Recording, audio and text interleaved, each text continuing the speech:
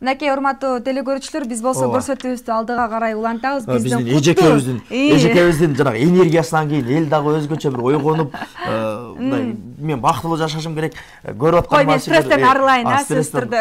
Негизи стресс деген нерсе жок экен. Аны биз өзүбүз таап атканбыз. Силер ишенбегиле бул нерсеге. Азыр биздин куттуу студиябызга конок дагы бир өзгөчө инсан. Төкмө келсе, төр бошот дейт. Мына ошол Айтыш коомдук фондунун төрагасы, көптөгөн айтыштардын жеңүүчүсү биздин агабыз Асылбек Маратов биздин студияга конокто. Саламатсызбы? Кош келипсиз. Арбаңыздар, жакшысыздарбы? Кутман таңыңыздар менен.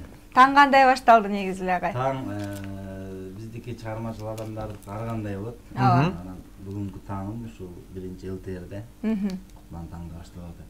Эртең менен дароо эле турганда эле колуңузду колуңузга алып эле ырдай баштайсызбы? Мындай төгүп баштайсызбы? Мындай таңда. Турганда албетте эртең менен чыгармачыл адамдардын баары көрөт. Үйүн ачылбай турган маал, баары жазылбай турган маал болот. Түштөн кийин кечке маал анан комуздарга кармап ырдайбыз. Бирок ушундай эфирлер болгондо таңдабы, түндөгү кайсы маал болбосун деп Мынакей агай, сизде баягы жакында айтыш болот экен. Тоголок молдонун 160 жылдыгына карата Айтыш коомдук фондунун 20 жылдыгына арналган республикалык айтыш болот экен. Ошол туурасында кененирээк айтсаңыз агай. Бул эми республикалык айтыш, республикалык айтыш коомдук фондунун 20 жылдыгына карата, Тоголок молдо атабыздын 160 жылдыгына карата республикалык айтыш болуп атат. Байге фонду 1 миллион сом. Айтыш 27-28 мартта өтөт. 27 мартта коомдук телерадио берүү корпорациясынын залында тандоо тур эртең менен саат 10-да башталат. Кирүү аксыз. Эфирден пайдаланып элдин баарын чакыра кетем. Киргизет барса сөзсүз, Барса киргизет. Батса. Анан 28 мартта 17:00-дө филармонияда Токтогул Сапарбаев атындагы айтыштын финалы болот. Айтыштан тандоо турунан 12 акын тандалып алынат. Байге фонду 1 миллион сом, анын жарымын Айтыш коомдук фонду негиздөөчү Садык Шерниз агабыз чыгарып атат. Жарымын жеке ишкер Мирбек Райымов деген агабыз бар. Ошол иши чыгарып. 1 миллион сом коюлат экен. Жалпысына бир. Анан кайсыл тараптан катышат? Же Кыргызстандын ичиндеги эле айтыштар республикалык болуп атат. Кудай буйрса 30-31 августта эл аралык айтышта кылабыз. Ошондо казак-кыргыз ортосунда чоң айтыш болот. Мунусунда республикалык айтыш, республикабыздан келген баардык акындар келип катыша алышат. Негизи ошол кыргыздарда эзелтен төкмө келсе төр бошот деп туруп акындарын, төкмөлөрүн сыйлаган калк эмеспи? Төкмөлөр ар дайым ошол элдин үнүн элге жеткирип, ханга жеткирген, ар дайым элдин оор жүгүн алып жүргөн инсандар болот. Ананда эч нерседен коркпогон, тайманбаган, байы турабы, ханы турабы түптүз алдына туруп, комузун кармап туруп, чындык десе чыркыраган инсандар ошол акындар, төкмө акындар болот. Ананда билишим боюнча бул төкмөлүк акын ушундай кыргыз менен эле казакта болуш керек мен билгенден.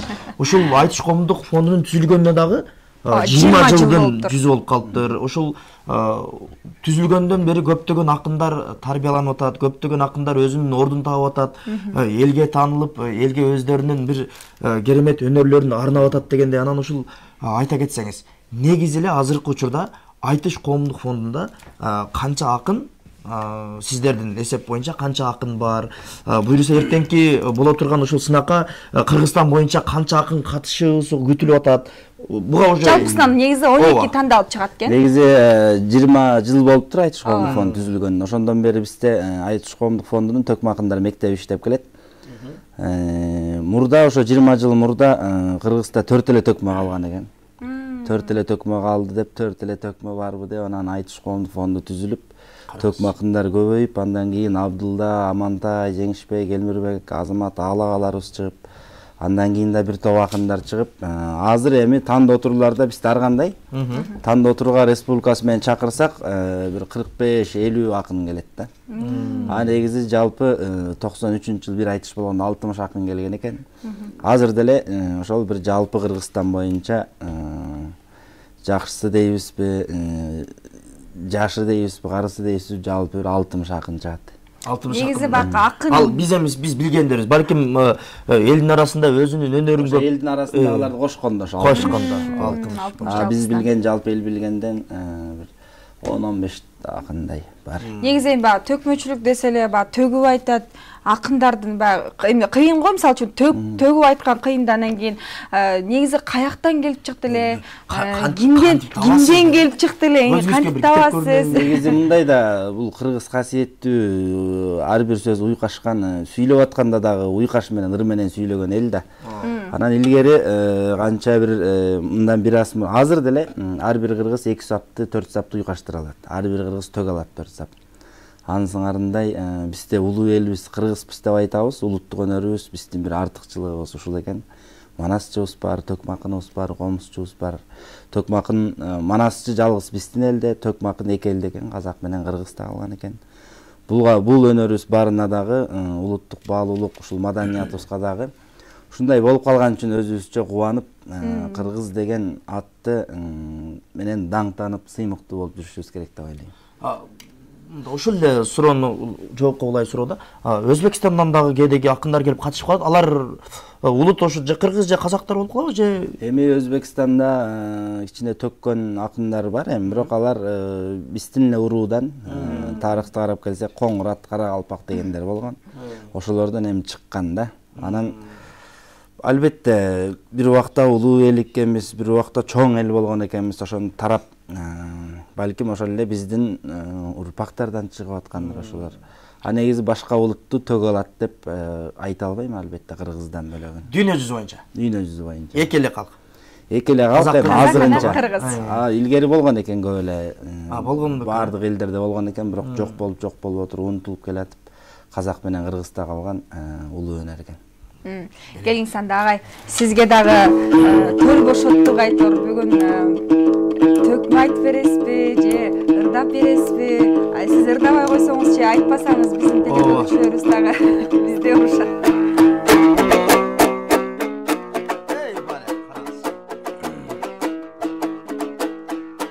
Элтеердин тамындаң мынан элге көрүп камылга, эртелеп келип калганым бул дагы тоодой багымда. Байкем менен эжекем мына суроо берип жанымда, аябай катуу сүйүндү булар таап алгансып табылга. Эмиң баарыңарга карачы, 27 мартында, 28 мартында чоң айтыш болот калкымда. Ошол жагын бирге көңүлүн элдин кичине тартып коеюн деп келдим. Айтыш болот дегенде элең айтып коеюн деп келдим.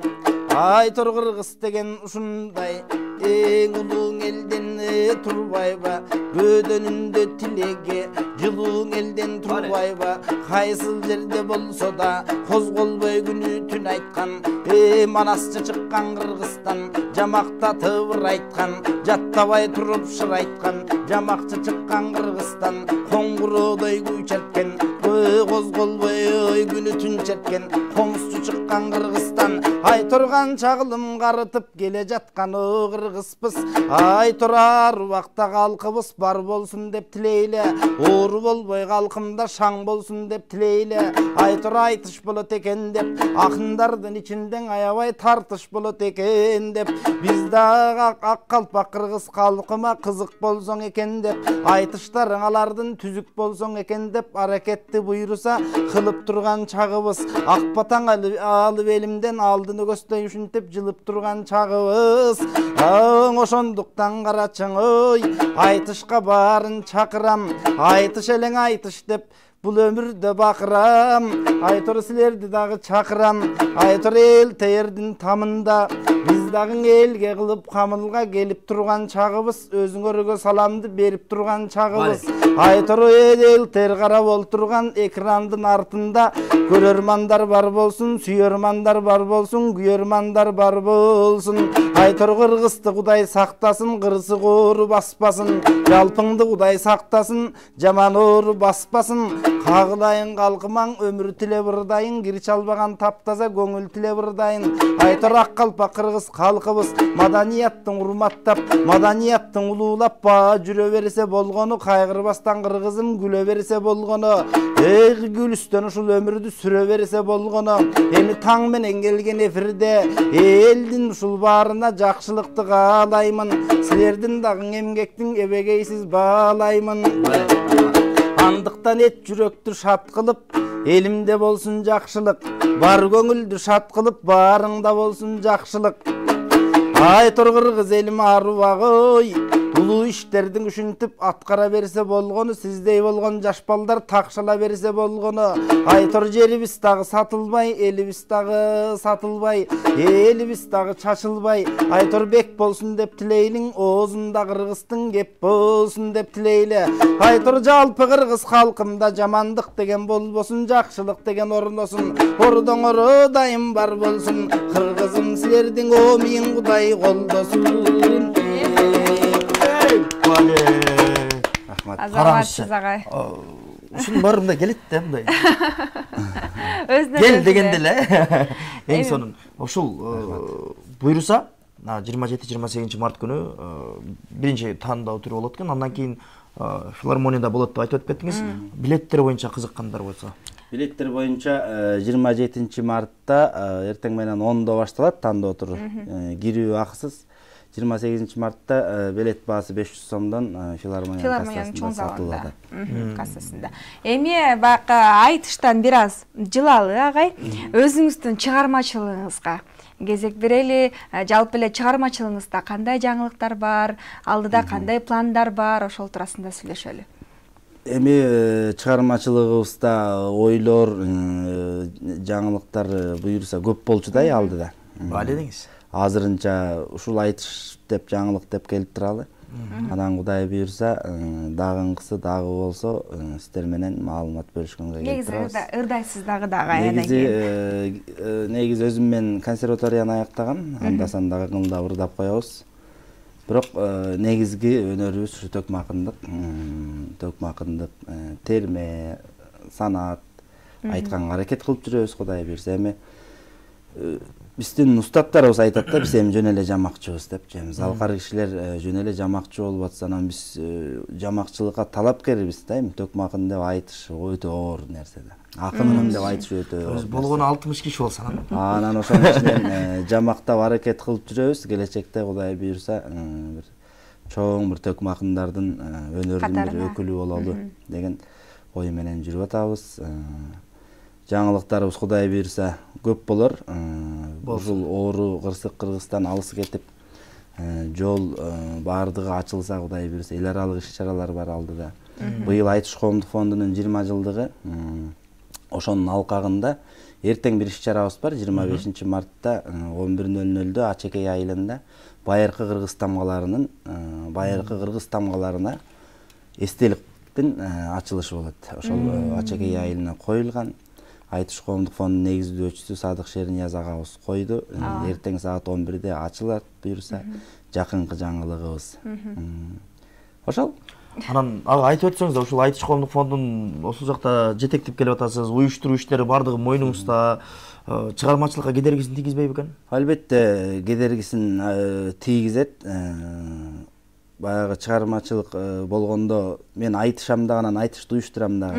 Анан көп айтыштарда айтыш башталайын деп атса, башка акындар бардыгы даярданып, шашпай өздөрү менен жүрөт.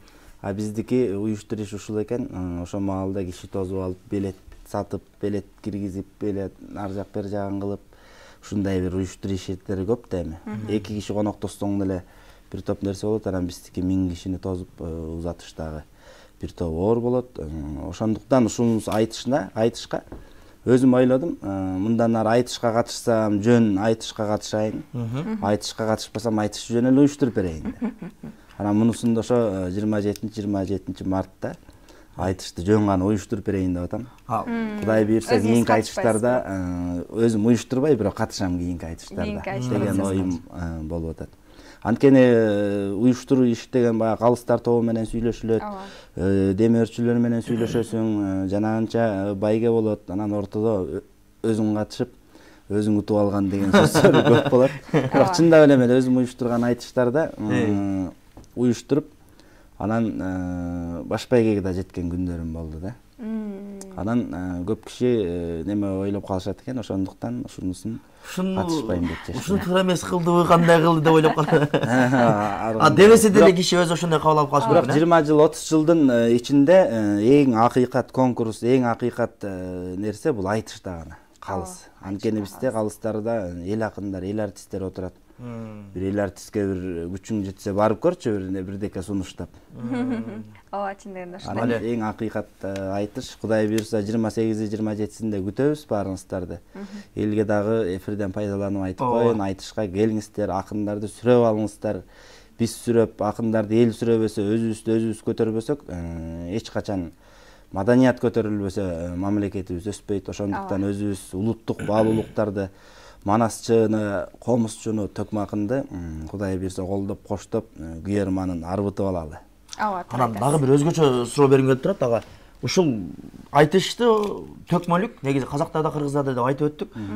Дүйнө жүзү боюнча ушундай бизде өнөр бар экенин билеби? Анан да дүйнөгө дагы да ушул айтыштык өнөр Кыргызда бар деп мактанып, жары салып айтканга кандай иш-чаралар, кандай пландар бар? Албетте, мен билгенден Идрис Айтбаев деген агабыз англисче төгөт экен.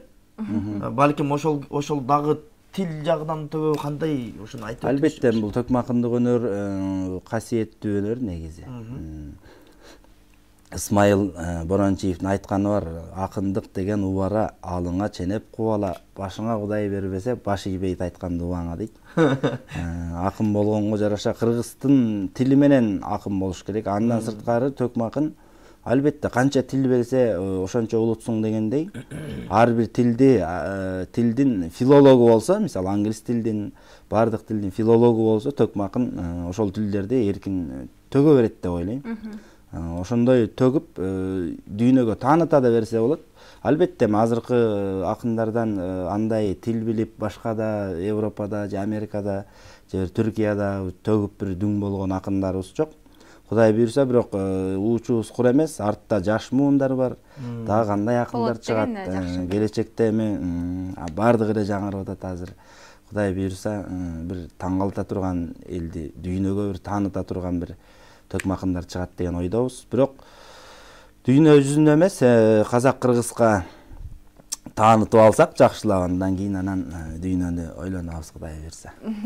Келиңсанды агай, негизи комузуңузду колуңузга кармап келип калыптырса, анан кийин жагымдуу чыгарма уккум келип атат. Негизи баягы ырларга кезек берели. Негизи Гүлайым суранганда ырчылар, коноктор эч кимиси жок деп китеп көтөрүп келген, китебин берип калат. Комузун көтөргөн ырдайт. Келиңиздер, биз акын болуп жүргөндөн кийин улуудан калган сөздү, кепти айта жүрүшүбүз керек экен. Биздин устаттары болгон кадимки Токтогул атабыздын шакирди Коргоол атабыз болгон карып калган кезинде арман кылып мындай деп ырдап атат дейт.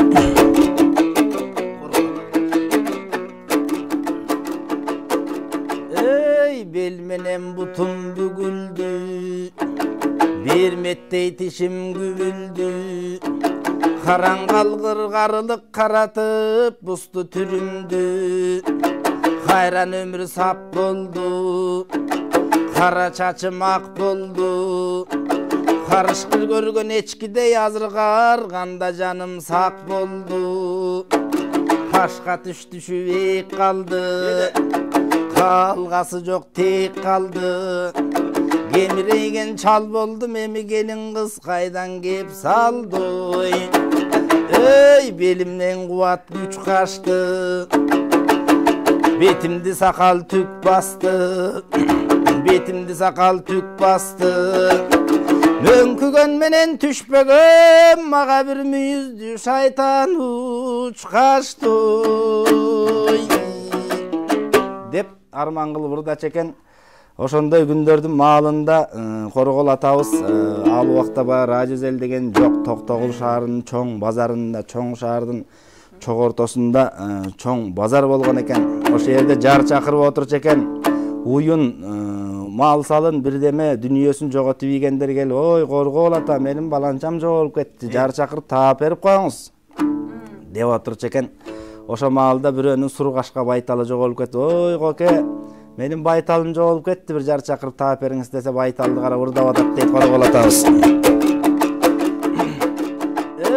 Сургашка байтал жаны бар, кулагында күйгөн шамы бар, жош эле жаны бар.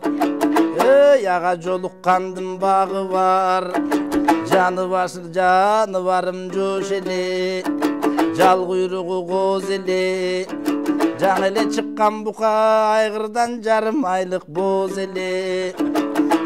Кылынан аркан эшелик, кыйла сууну кечелик, жанаrak тиле жоголду жабырга түшүп кетелик. Жарым пулун аласың, жаныма келсең жетелик. Жалынан аркан эшелик, кылынан аркан эшелик, кыйла сууну кечелик. Эмерек тиле жоголдуң, эки жака кетелик. 200 сом аласың, азыр эсине келсең жетелик. Деп жар чакырып ырдап жүргөн күндөрүнүн биринде өзүнүн көлөчүнүн бирөөсүн жоготуп алат экен базардан. Ошондо коргол атабыз баягындай болуп алып, баягы жерге көлөчү жок, бутун көлөчү бар, бутуна коюп алып, көлөчүм жоголду деп жар чакырып ырдап атат дейт. Ай төбөдөн тоголду, анжиян барып ап келген, аягыма чак келген, мынтип 6-чы көлөш жоголду. Күн төбөдөн тоголду, күндө минсе талыбас, күнчүлүк жолдон арыбас, күлүгүм көлөш жоголду. Янына 6 сом эле басы, 6 күнү кийбестен мынтип апасыз калды масы. 7 сом эле басы, 7 күнү кийбестен жетим эле калды масы. Яның араңдан зорго берделе, анжияндын зайыбы, ары бери көп басып бар элең апкытындың айыбы. Көрүп байкап калгандар, көзүнүн кырын салгандар, көлөштүн бирөө жоголду. Корголго келип бергилей, кокустан таба алгандар.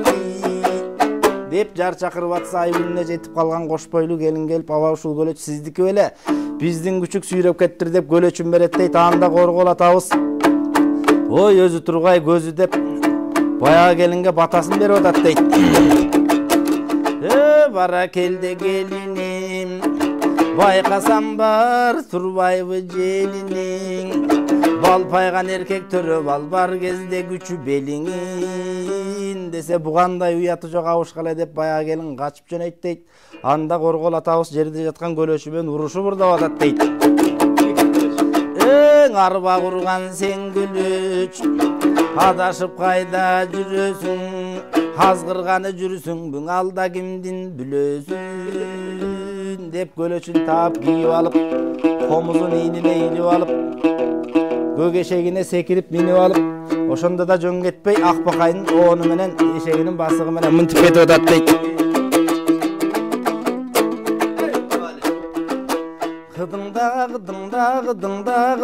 Гыдыңдаң эшегим, кырашып кетемин, үйүмө балама чакама жетемин деп ошондон нары кеткен дейт. Бул ошондон калган кептер дейт.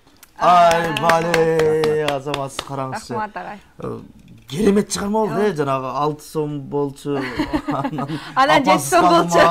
Апасыз калды масы деген. Илгери ушундай акындар эл арасында болуп, илгери азыр эми заман өнүгүп кетти. Илгери төкмө акындар элдин агартуучусу, ушу журналисттик баардык нерсени аткарган төкмө акындар болгон экен да. Анан азыр төкмө акындардын кесиби заман өнүккөнүнө жараша бөлүнүп кетти. Анан ушундай улуу нерселерди айтып жүргөнүбүз жакшы. Акыркы суроо болсун. Өзгөчө азыр ошол эл заманга жараша деп калдык. Негизи акындык өнөрдү ушул социалдык тармактар аркылуу дагы кандай өзүңүздө бир жакшы эле колдоносузбу? Instagram, Facebook. Албетте, социалдык тармакты баардык эле акындар кирип коебуз, бирок эл сыяктуу болуп ар нерсебизди тартып чыгара бербейбиз. Керектүү айтыш болордо салып коебуз, концерт болордо. алдын бир маанилүү иш-чаралар болгондо биз да барбыз деген сыяктуу салып коебуз. Анан жанагы башка чыгармачыл өкүлдөр сыяктуу күнүнө 3-4 маал сүрөткө түшүп сала албайбыз албетте. Өтө бир жоопкерчиликтүү, баягы наркты салттуу болгону, бийик болгону, төкмакын улуу болгону жакшы да. Ошол бул чоң аталардын, бабалардын өнөрү жашта болсок, төкмакындар жашта болсо ошо чоң атадай, бабалардай болуп жүрүш керек. Албетте социалдык тармактарда Instagram, Facebook бардыгында эле барбыз, чыгып турабыз. Бирок эми ал социалдык тармакта ушундай экен, эми күнүнө ага дагы карап туруш керек экен. Карап турбаса болбойт экен. Жаңылыктан артта калат экенсизби? Албетте, анан бул өнөрдү майдалабашыбыз керек. Мисалы төкмакындар эми чыгып алып Instagramга ичкен жегенин деле эмнесин баарын сала берсе, албетте эми өнөр майдаланып бара-бара ошентип кандай болуп калат деген ой бар. Эми бул эми замандын жаңы келип атат го, бул өнүгүшү. Мындан дагы бир убактарда өтүп чыгып кетебиз деген оюм бар. Рахмат агай, ушинтип келип өзүңүздүн өнөрүңүздү калың жұрт кыргыз элибизге тартуулап жакшы бир жаңылык менен келип отурат экенсиз. Буюрса ошол эртең уюштуруп аткан айтыш дагы жакшы болуп, өзүңүз айткандай мыктынын мыктысы жеңип, мыктылар гана алдына сүрүп чыксын. Ийгилик болсун, ден соолук болсун. Бак, эркин микрофон берели ага, сөздүн аягында. Эркин, макул. Рахмат, ЛТР каналына, сиздерге, жалпы жамаатыңыздарга рахмат. Кудай буйрса, айтышка келиңиздер, барыңыздарды күтөбүз. Айтыш деген улуу өнөр, айтыш деген бийик өнөр. Айтышты көкөлөтүп, азыркынын токтогулун, азыркынын жеңи жогун, азыркынын Арстанбегин таап ала турган эл өзүбүз. Ошол акындарды коштоп, сүрөп отуруп, Кудай буйрса, элибизде тынчтык болсун, ынтымак болсун, оору сыркоодон алыс болсун, Кыргыздын укканы дайым ыр болсун, ортобузда сый болсун, балдарыбыз тың болсун, ден соолугубуз чың болсун. Сиздерге да чоң рахмат. Жаңылыктарыбыз болсо келип бөлүшүп турабыз. Бары болуңуздар. Рахмат агай, ден соолуктуңуз. Ал эми урматтуу көрүүчүлөр, биз берүүбүздү андан ары